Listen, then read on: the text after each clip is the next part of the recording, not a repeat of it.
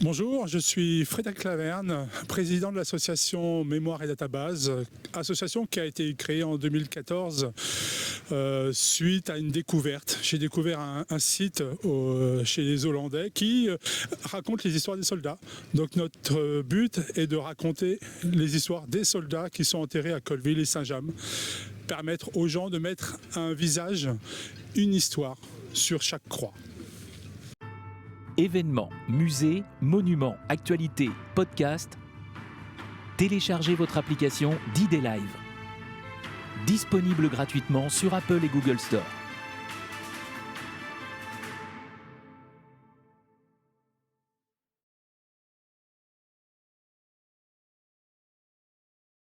Nous sommes ici pour vous présenter un monument qui a été inauguré.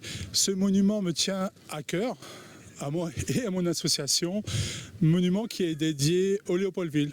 Donc, qui est dédié aux soldats de la 66e division d'infanterie et surtout aux victimes de Léopoldville qui, une nuit de Noël, a été torpillée par un sous-marin allemand le 24 décembre 1944.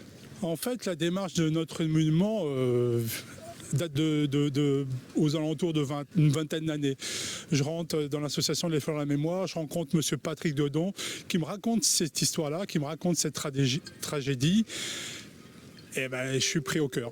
Je suis pris à cœur avec ça.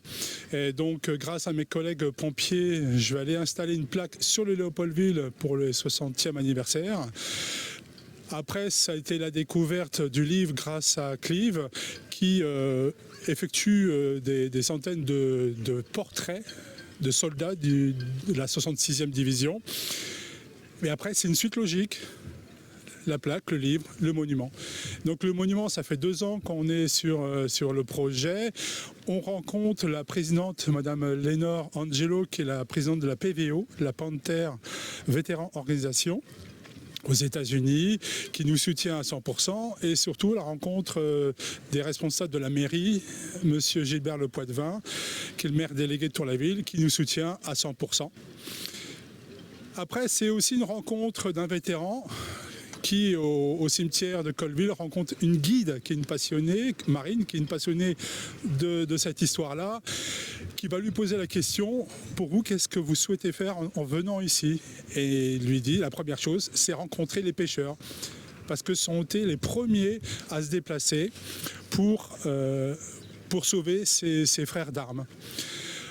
Donc notre première réaction a été de choisir cet emplacement à côté du monument des pêcheurs qui est juste derrière moi, pour les honorer aussi.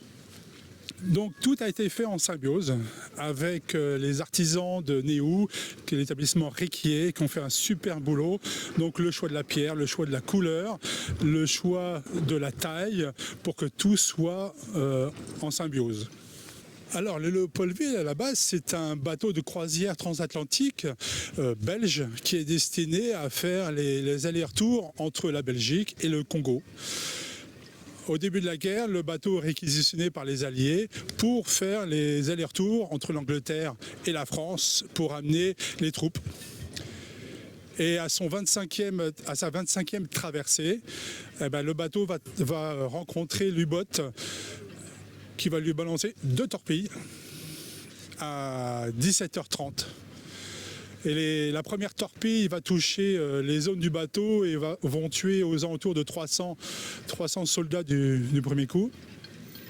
Et le bateau coulera à 20h30.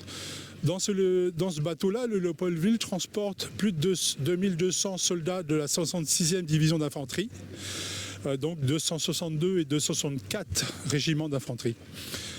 Mais il n'est pas tout seul, ce bateau-là. Il est soutenu par une dizaine de petits bateaux des HMS, plus le Seychelles qui transporte aussi, lui, 2000 soldats.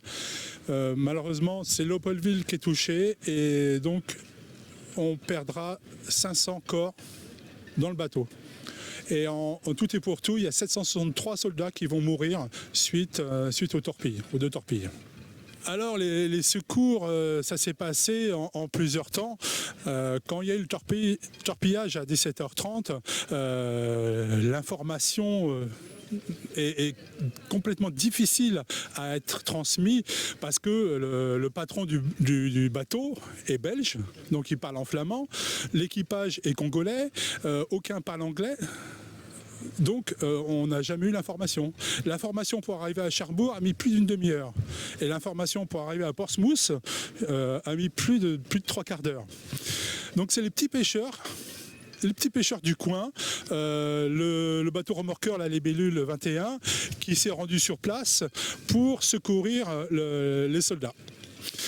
Donc c'est pour ça que ce soldat, le soldat Reitmayer, souhaitait les remercier et c'est pour ça qu'il est installé juste à côté du monument des pêcheurs décédés en mer.